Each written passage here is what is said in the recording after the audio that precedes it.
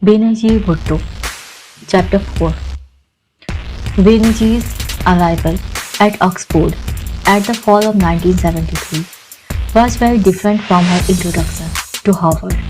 She was no longer a shy teenager from an obscure third world country, but a prime minister's daughter and a beautiful, confident one at that, a star and remembered as such by the numerous friends she made during her years in England, flirting between Oxford and London, where the Pakistani High Commissioner had invited her to treat his residence as a second home. Her friend Syam Bhatia recalled, she was extremely glamorous and brought a zing of excitement to our day-to-day lives as university students. It did not seem obvious at the time, but now looking back, Benazir seemed to be almost bubble-wrapped in a kind of all-encompassing innocence, and that added to her appeal. She drove an eye-catching little yellow MG, a present from her father upon her graduation from Harvard. Christopher Hitchens, who met her in England in 1975, remembered her as a topaz-eyed syrup of a thing, with a tremendous social circle and a famous father at the zenith of his power. His impression, he wrote, had been of a pampered favorite daughter, playing at a little politics and contact making before going back to be one of Daddy's advisors. Benazir entered the Women's College Lady Margaret Hall. Most Oxford colleges were not yet co-educational in 1973 and embarked on a 3-year degree in grades. Her social life was at least as important to her as her academic career, and that was perhaps as it should be, for Oxford, like Harvard, was preeminently a place to make connections. Syam Bhatia would later recall her desire to be right, to be popular, and for that she was prepared to be all things to all people. And this would become a recurrent theme in her later years too, explaining why she could be equally at ease with Marxists and capitalists, Indians and Israelis, fundamentalists and liberal Democrats, Chinese, Australians, in fact anyone on the planet. She was also, he concedes, generous to a fault. She happily treated her friends to meals, trips to London in the MG, birthday celebrations. It was almost certainly the happiest, most carefree time of her life. The roller coaster ride her family had been on for the past few years appeared to have leveled out. Her beloved father was in his rightful place as a great leader. With his talents and drive, there was no reason he should not stay on top for life. She herself was assured a fascinating and glamorous future, and now felt free to relax and enjoy everything Oxford had to offer. Intelligent without being an intellectual, Benazir did reasonably well in her studies, receiving a second-class degree, while allowing herself plenty of time for traditional Oxford pleasures like punting on the ices, dining on steak and mushrooms at her favorite restaurant, the Sorbonne, dancing, partying, and according to more than one friend, enjoying the occasional flirtation. She was a fan of Rolling Stones and the Stipendales was, to all appearance, she was a normal, if unusually attractive undergraduate. Benazir finished her degree in 3 years and stayed on for an extra year's postgraduate study, during which time she was elected to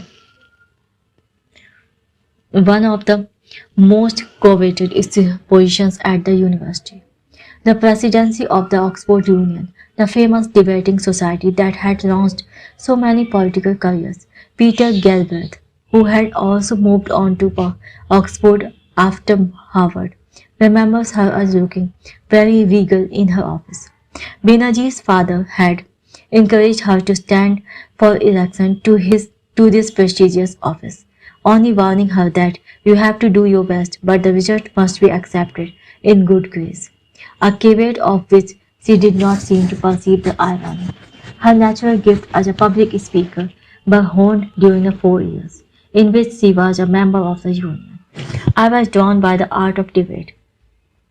She later wrote, seriously noting that the power of oratory had always been a great force on the Asian subcontinent, where so many were illiterate. Millions had been swayed by the words of Mahatma Gandhi, Jawaharlal Nehru, Muhammad Ali Jinnah, and indeed my father. She was widely admired for her oratorical panic, but her core political values, then as later, were hard to pin down, as Stephen R. Wiseman, the New York Times writer who had initially befriended Benazir at Harvard, later wrote, as a debater she was known for the quick, sarcastic put-down, especially when the subject was whimsical and form was prized over content. Her friend Catherine Ducker, who heard her speak in the Union, remembers her as having been no more than a competent debater. Most of what she said on political matters was the commonplace of the mild relativism of the day. Among the debates Bhutto participated in at the Oxford Union was a peculiarly significant one on whether the American President Nixon should be impeached. Peter Galbraith wrote her speech. She tried to argue with me that all she needed to say was that Nixon should be impeached but not convicted. He remembered later, laughing, the high drama of the Watergate hearing going on across the Atlantic fascinated Benazir. Here was an elected president being removed in a peaceful legal manner without the sinister spectre of the army, as a far cry from the fearsome coup ceremony of home. Along with the excitement at Oxford, she continued to receive regular tutelage from her father.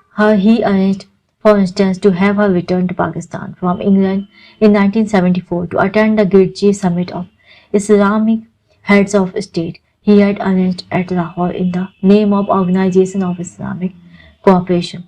35 presidents and kings, as well as Yasir Arafat of the PLO, were assembled there, including Anwar Sadat, Muammar Gaddafi, Hafiz al-Assad, King Faisal of Saudi Arabia, and King Hussein of Jordan. Bhutto played proud host, taking advantage of the occasion to force what would become a special relationship with Saudi Arabia, which subsequently floated him loans to purchase arms from the Americans. Benazir would later cite his consolidation of ties with the Gulf countries as having been of particular importance for his country. In spite of various mistakes, particularly on the economic front, Zulfikar Ali Bhutto was a master of oratory and political symbolism, and he became increasingly popular among the common people of Pakistan. Little though their own lives might have changed as a result of his token reforms, his biggest mistake, though, was not an economic misjudgment but a personal one. In 1976, the faithful General Tikka Khan left his position as Army Chief of Staff, and Bhutto was obliged to appoint a new one.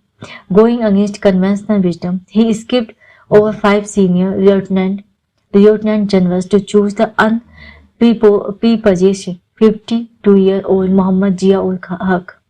Unlike most of the top army brass, Zia was no anglicized, whiskey-imbibing Sandhurst man, but the scion of a lower middle class and devotedly Muslim family.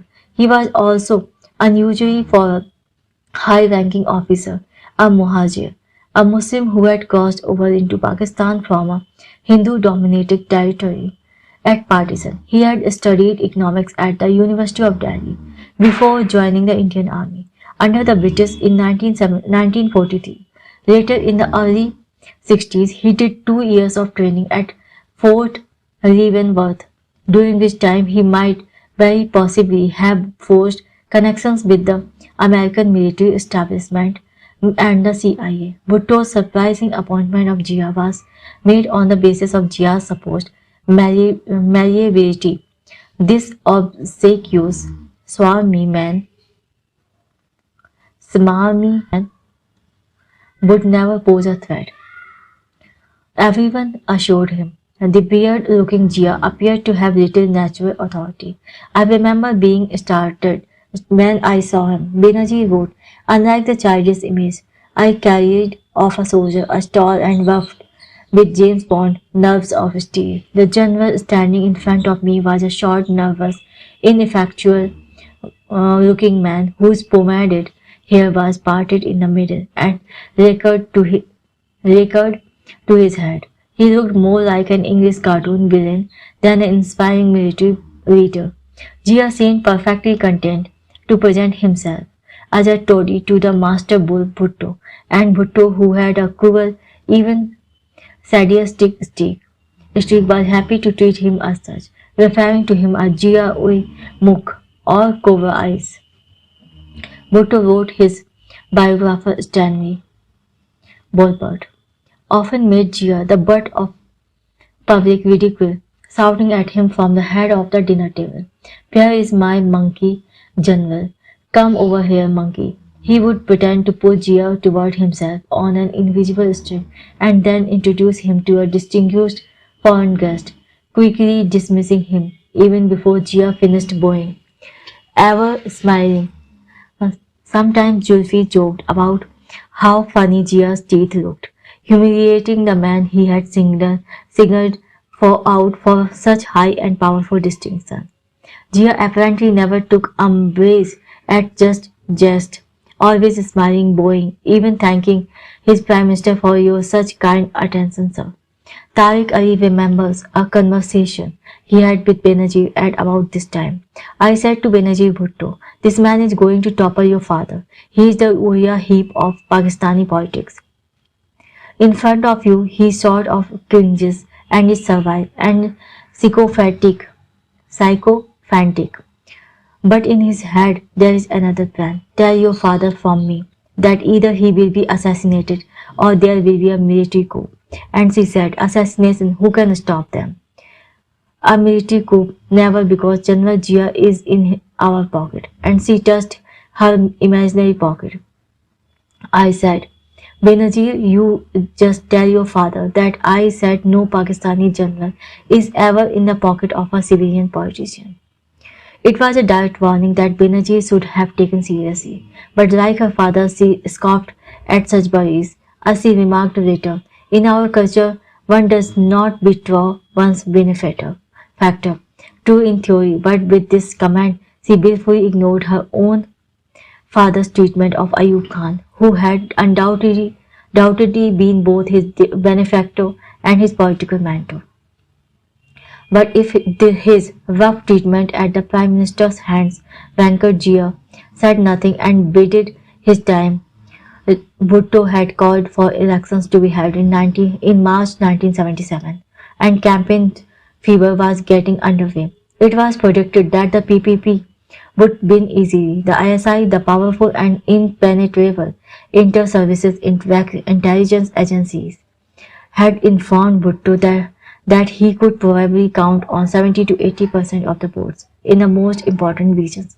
The opposition, in the meantime, united under the name of the Pakistan National Alliance (PNA).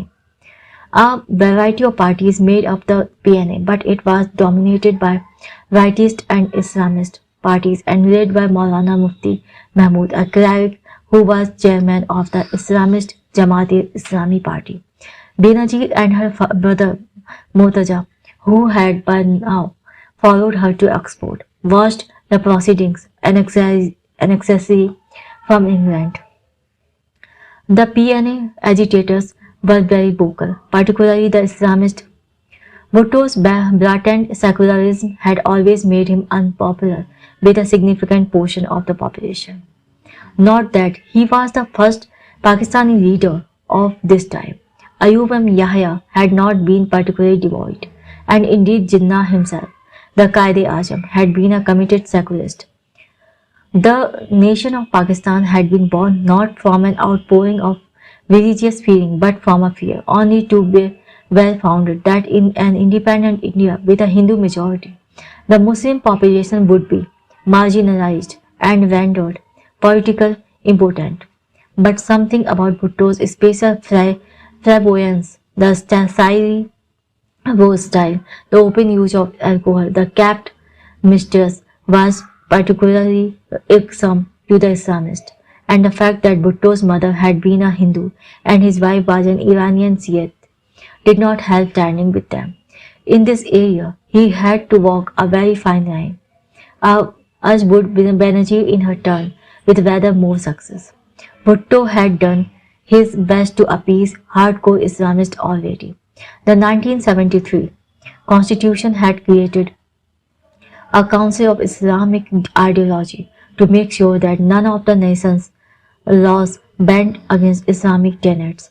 It also made teaching of the Quran compulsory in schools, cracked down on gambling, and organized a governmental framework for the collection of zakat, the required religious charitable donations. A 1974 amendment appeased the religious parties by proclaiming the heretic Ahmadiyya sect to be outside the pale of Islam. Now with Girods in the PNA baying for his blood, Bhutto continued his appeasement policy by declaring a ban on alcohol without however making any adjustment to his own habits and changing the weekly day of rest from Sunday to Friday. Although one has to wonder why, in a country with a 97% Muslim population, this had not happened earlier. It was on more or less a given that the PPP would win the elections, and it did, with even 55 seats in the National Assembly to the PNA's 36. But many observers of the campaign, including Zulfikar Ali Bhutto's biographer, had concluded that Bhutto, unwillingly to take any chances whatsoever on the outcome, reached certain local elections and set up via the ISI and election cell that would help guarantee a favorable outcome by threatening opposition candidates. The backlash might have been fomented by political enemies, but there was real outrage, with PNA-directed uprisings spread through Pakistan, creating chaos and paralyzing entire cities. Bhutto tried to quell the waves by soothing Islamist sensibilities, introducing what he called complete prohibition throughout the country. Nightclubs and movies houses were shut down, as were gambling venues and bars. He also agreed to hold re-elections for the 40 seats that were said to have been stolen. Saudi Arabia, his new best friend, stepped in and helped to broker an agreement between the PPP and PNA. But just as it seemed a compromise might be reached, ominous signals began emanating from the army chief. On the evening of July 4, Mustafa Khan met with Ziaur Rahman and was surprised by a change in the oily general's demeanor. General Ziaur suddenly seems to have opinions of his own. Khan informed his wife. The man was disapproved with some of the plans we were putting forward. His attitude change means that he is being manipulated by bigger powers. I warned Mr. Bhutto. Something's brewing. Then in the early hours of the next morning, Ziaur abruptly seized power, proclaiming martial law throughout the country. He immediately removed the nuclear program from civilian control, authorizing the military takeover of Kahuta, home of nuclear research laboratories. He suspended the constitution, dissolved the national army, fired all ministers and governors, and imprisoned, all in the euphemistic terminology of tyranny, placed under protective custody. Bhutto and his PPP associates, along with some senior PNA leaders, for good measures. Thank you very much for listening. This is the end of chapter 4 of Benazir Bhutto, Favored Daughter.